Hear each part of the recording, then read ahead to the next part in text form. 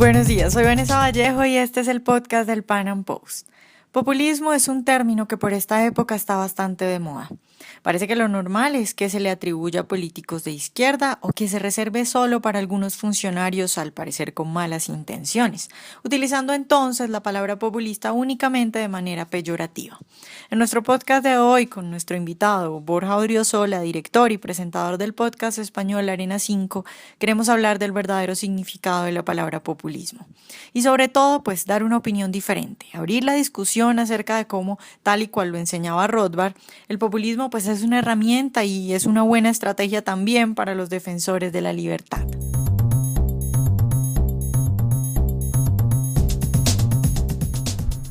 Borja, pues buenos días y primero que todo muchas gracias por estar hoy con nosotros. Nada, muchas gracias a ti otra vez por invitarme y encantado de estar aquí. Bueno, yo quiero empezar preguntándote, últimamente, no sé si tú has notado, pero hay como una especie de moda de cambiar, por ejemplo, la palabra comunismo por populismo, y es como que se suele asociar el populismo solo a la izquierda. Entonces, quisiera empezar pidiéndote que nos cuentes qué es en realidad el populismo, porque hay gente asociándolo solo a la izquierda. Sí, este es un debate que hemos tenido, bueno, yo por lo menos he tenido recientemente mucho con mucha gente dentro del entorno liberal y también libertario, y yo no creo para nada que sea una herramienta exclusivamente de la izquierda, ni que sea una característica solo de la izquierda. El populismo lo que es una retórica, es una herramienta, y como toda herramienta, su calificación o cómo la podamos denominar depende de cómo se utilice.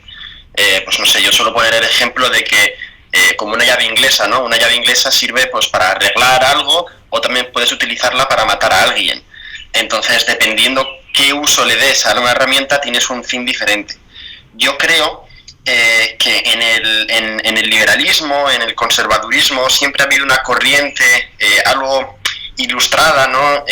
Que siempre ha tendido o ha querido instruir a las personas y enseñarles por qué sus fundamentos son los correctos, lo que yo llamo, por lo menos yo he denominado el mito del votante racional, ¿no? Que hay que convencer a la gente mediante un montón de razones y de ejemplos, de gráficas, de mapas, ¿no? De por qué nuestras ideas son las correctas. Cuando, por el otro lado, la izquierda ha utilizado un discurso mucho más retórico, simplemente.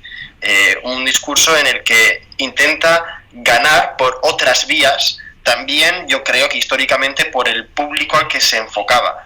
Si vemos el público al que se enfocaba, por ejemplo, en su momento Marx y luego los demás líderes socialistas, comunistas y derivando en socialdemócratas, eran gente con un grado de instrucción académica menor. Entonces, para poder explicar lo que ellos tenían que contarles a la gente que querían liderar, necesitaban simplificar mucho su mensaje. Y también, si por el camino consigues simplificarlo y además hacerlo atractivo y quién sabe, si edulcorarlo un poco, pues mejor que mejor. Así que yo creo que esa es un poco, de manera así somera, por qué se ha atribuido históricamente el populismo a la izquierda.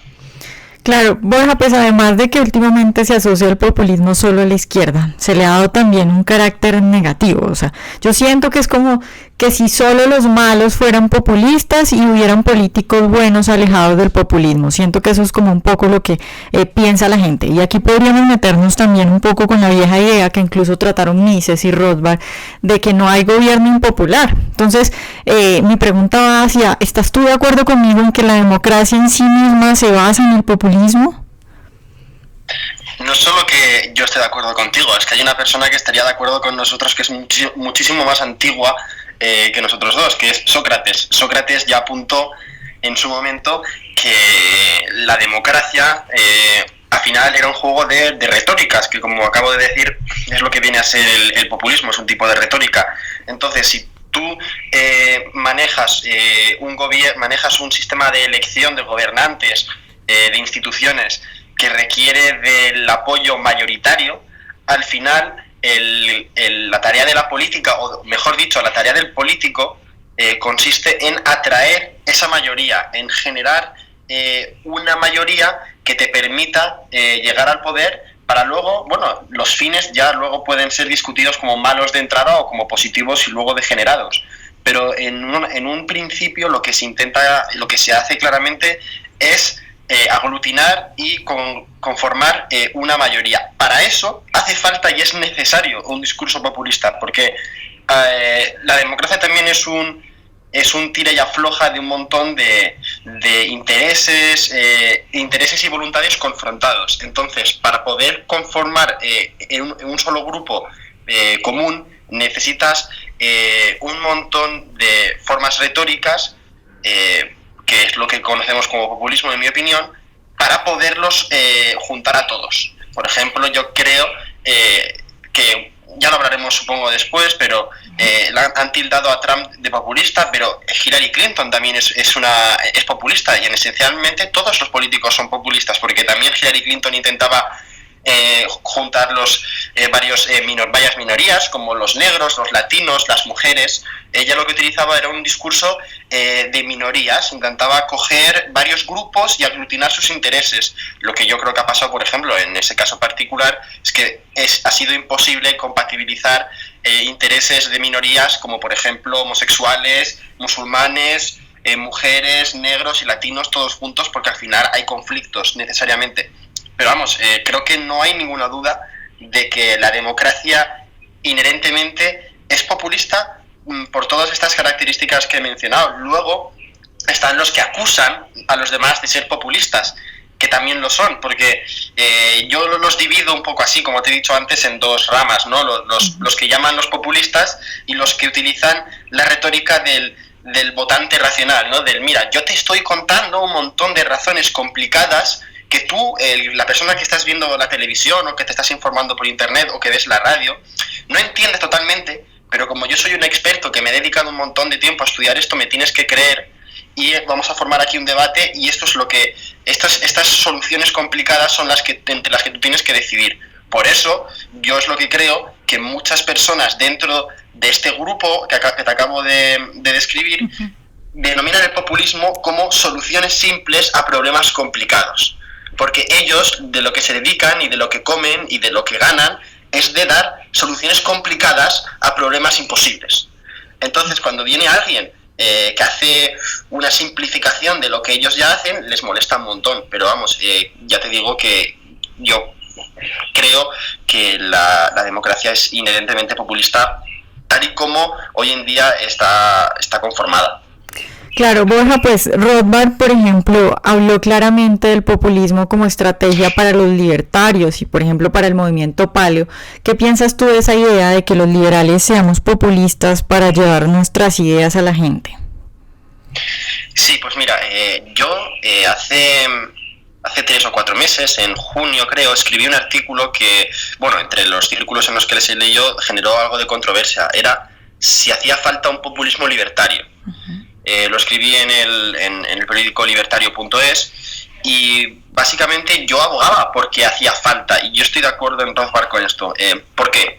Yo creo que el liberalismo, tal y como se conoce el liberalismo clásico o el liberalismo, hace referencia demasiado a conceptos utilitaristas. Esto es, con estas recetas que el liberalismo os da, vais a vivir mejor, a las pensiones suben, el poder adquisitivo es mayor, la edad de jubilación disminuye, no sé, un montón de cosas que pueden ser ciertas, pero que yo creo que no es lo que mueve al ser humano, lo que mueve visceralmente al ser humano. Lo que mueve al ser humano son conceptos morales, y yo creo que eso es lo que ha sabido ver muy bien la izquierda.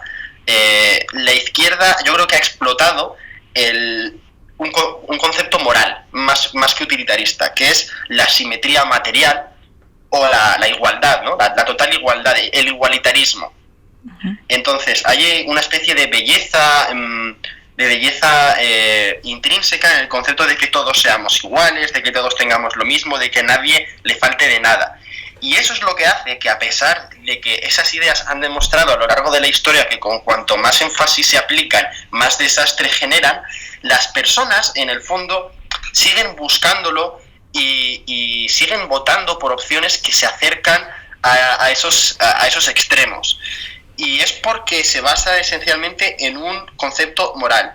Por lo tanto, yo ahí creo que el libertarismo, y yo creo que por eso Rothbard decía eso, tiene una gran ventaja con respecto al liberalismo, porque el libertarismo también se basa en un principio moral, que es la libertad. No es una cuestión de que todos vayamos a estar mejor, que también es cierto, eso es lo que además los datos que nos da la teoría económica, pero la razón fundamental para defender tus ideas y para convencer a alguien no es que el mercado libre es mejor para la economía, sino que la libertad es el valor que tenemos que defender por encima de todas las cosas. Al tener este discurso moral, yo creo que es muy factible elaborar un discurso populista, pero que al final yo creo que estás utilizando esa herramienta, como he dicho antes, ¿no? Mejor, porque si las ideas que hay detrás de un discurso populista son mejores, obviamente digamos que el daño o el perjuicio de utilizar esa herramienta es menor. Entonces, en la metáfora que he utilizado antes, aquí estaríamos utilizando la llave inglesa para arreglar algo y no para matar a alguien, como haríamos si fuéramos, no sé, Evo Morales o en su momento Hugo Chávez, el ya muerto afortunadamente Fidel Castro, o incluso Pablo Iglesias, como ha hecho aquí.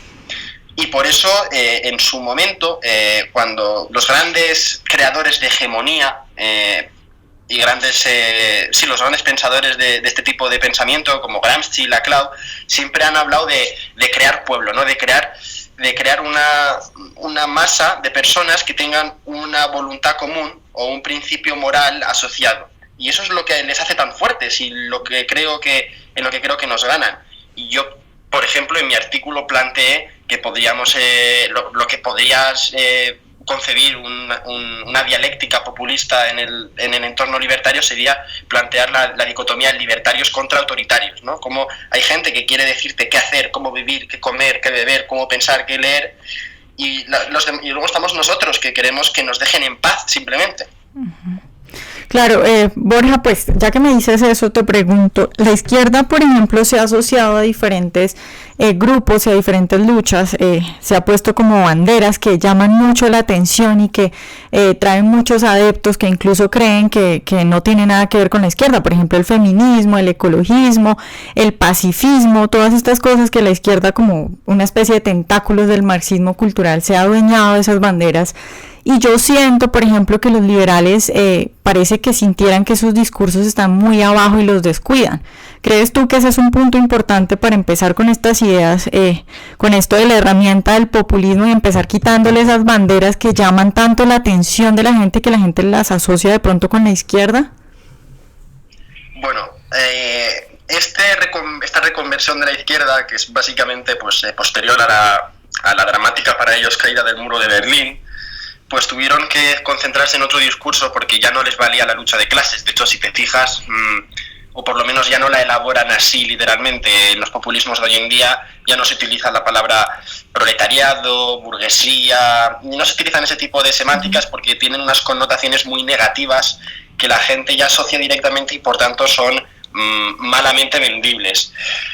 Por eso han tenido que adoptar el recurso de las minorías, ¿no? En lo que te hablaba antes de Hillary Clinton, hablar a diferentes sectores que tienen unos problemas e intentar picarles en ese punto concreto para luego cogerlos todos juntos y conseguir su voto. Lo que yo creo es que ese tipo de banderas, ese tipo de símbolos, hay grados y yo creo que hay, por ejemplo, en el discurso semántico, palabras por las que sí que tenemos que seguir luchando porque están menos manchadas o menos robadas por su parte. Por ejemplo, aquí en España, no sé cómo será en Latinoamérica, pero la palabra libertario sí que se la apropian también muchos grupos anarquistas comunistas. Pero no tiene una connotación fuerte. En cambio, anarquista, por lo menos aquí en España, sí que da una sensación totalmente de anarquista de izquierdas. O sea, si tú dices que eres anarquista, automáticamente en el cerebro de una persona común se entiende pues la bandera roja y negra, el comunismo de izquierdas, la Comuna de París, un montón de ideas que no se asocian con lo que tú quieres promover. Entonces, yendo un poco más al núcleo de tu pregunta, depende. Hay símbolos que yo creo que están perdidos clarísimamente y que quizás en un futuro, cuando se vayan vaciando de significado, los podamos volver a tomar y utilizarlos en nuestro beneficio. Veas el caso, por ejemplo, de la palabra liberal en Estados Unidos, que fue completamente transmutada para significar lo que ahora se supone que Hillary Clinton es una liberal. Pero creo que hay otros símbolos que sí que merecen dar la batalla, vamos, todos los que no estén completamente tomados. Ahora, si me preguntas, ¿dónde pones la barrera entre los que ya han sido tomados y los que no? No sabría decirte, también depende mucho del contexto, de la cultura, de la sociedad, porque ya te digo, igual en Latinoamérica este tipo de palabras tienen connotaciones diferentes. Entonces hay que hacer un análisis más de sociedades un poco más cerradas. En este caso igual en Europa, en Latinoamérica o incluso en Centroamérica, no sé cómo se tienen allí las distintas concepciones, pero ya te digo que aquí en España, si tú te llamas a ti mismo anarquista, te autodenominas anarquista, en la mente de las personas automáticamente sabe que eres de izquierdas. Entonces, depende. Hay que hacer un uso inteligente, yo creo, de eso, y sobre todo, ¿por qué no impulsar nuevos símbolos? Si es que los podemos sacar con marketing, la izquierda lo ha hecho mucho. Todos los símbolos que podamos sacar, sacarlos. Y no sé, si ellos tienen camisetas con la cara del Che Guevara, pues no sé por qué no podríamos sacar más camisetas con la cara de Hayek o con, no sé, con un montón de símbolos más, o incluso reivindicar sobre todo referentes a nivel, por ejemplo, audiovisuales, porque V de Vendetta, por ejemplo, también lo reivindican muchos anarquistas de izquierdas, como si fuera algo que, o incluso gente, ya no anarquistas de izquierdas, sino simplemente gente de izquierdas, ¿no? Uh-huh. Que cree que la película puede representar ir contra el poder económico, cuando precisamente lo que clama esa peli es la libertad de que el gobernante es el que tiene que estar asustado y no el gobernado, ¿no? La libertad individual, el no sometimiento, básicamente como una reivindicación contra lo que es de lo que escribía Orwell, ¿no? De que al final vamos a estar completamente dominados por el Estado. Por ejemplo, también en la literatura también muchos libros parece que se los quieren raptar la izquierda, como Gran Hermano, que hacen, Gran Hermano, 1984, que intentan hacer lo mismo con ese libro, intentan, no sé, aquí en España se dice arrimar la sardina, arrimar el asco a su sardina. Intentan traerse todos esos símbolos para ellos, para luego poder utilizarlos para dárselos a la sociedad. Claro. Entonces yo creo que debemos ir en ese camino, y sobre todo también si podemos crear literatura nueva, crear nuevos referentes culturales que nos sirvan para crear una moral de libertad y no solo un sentido utilitarista. Sí, tienes toda la razón. Te iba a decir que de acuerdo, y utilizando también un poco lo que decía Rothbard con esto de que también buscar formadores de opinión, artistas y bueno, todo esto utilizando el populismo para nuestra ventaja. Y bueno, ya cambiando de tema, para enlazar un poco lo que hemos hablado con el triunfo de Trump, ¿tú crees que Trump es un populista de derecha al que tal vez muchos neocon y liberales clásicos vieron que tal vez aplicaba bien todas estas ideas de Rothbard y por eso decidieron apoyarlo? Sí, bueno, a ver, a mí no me gusta utilizar el término, personalmente, ya que estamos hablando de lucha cultural y batalla semántica, uh-huh. No me gusta utilizar el término populismo de derechas, porque, por ejemplo, lo que la gente entiende por populismo de derechas, al menos aquí en Europa, es pues algo como el movimiento de Le Pen hoy en día, ¿no? Que son nacionalismos muy profundos, pero también con una raíz económica muy cerrada, incluso socialista, fascista, y xenófobos, señalando a un grupo concreto como causa de todos sus males. Yo creo que ahora mucha gente que acaba de escuchar esta descripción que he hecho dirá, pero si Trump es precisamente eso, ¿no? Sí, pues no. Trump, por ejemplo, si te fijas en sus discursos, no ha dicho que los mexicanos sean malos, porque hay una concepción distinta. Una cosa es decir que hay un grupo que es intrínsecamente malo, es decir, que los mexicanos en sí son malos, como yo que sé, por ejemplo, podían decir los nazis que los judíos eran malos y que eran la causa de todos sus problemas, o decir que no quieres que entren inmigrantes ilegales en tu país. Ilegales, porque luego hay que recordar que, por ejemplo, hay un 31% de voto latino que le ha votado, por lo tanto, algo de cierto ahora en lo que estoy diciendo. Entonces, primero aclarar ese punto. Yo lo que creo es que Trump sí, claro que es un populista, eso es obvio. Es algo que se puede ver perfectamente, y de hecho yo recomiendo a la gente, si no me cree, igual me preguntan, ¿por qué tú te has conformado la opinión de Trump en un sentido y no en otro? Hay un vídeo muy bueno que se llama This Video Will Get Trump Elected, que está en YouTube, creo que tiene casi 16 millones de reproducciones, y al principio, en el segundo 30 o así, dice que lo que él piensa, era muy jovencito cuando le hacen esa entrevista, le están entrevistando ahí en la Trump Tower, creo, y le dicen, ¿te presentarías para presidente de los Estados Unidos? Y él responde, no quiero, pero, o sea, yo lo haría, pero no quiero tener que hacerlo. Creo que hay personas que pueden hacerlo. Y dice, tengo la sensación a veces de que hay gente con las ideas adecuadas, quizás un poco impopulares, pero quizás adecuadas, que podrían no llegar a gobernar porque hay una sonrisa bonita que cautiva mucho más que estas ideas. Entonces, cuando le oyes decir eso, por lo menos para mí, y viendo en perspectiva todo su recorrido, adquiere todo un poco más de empaque y de sentido.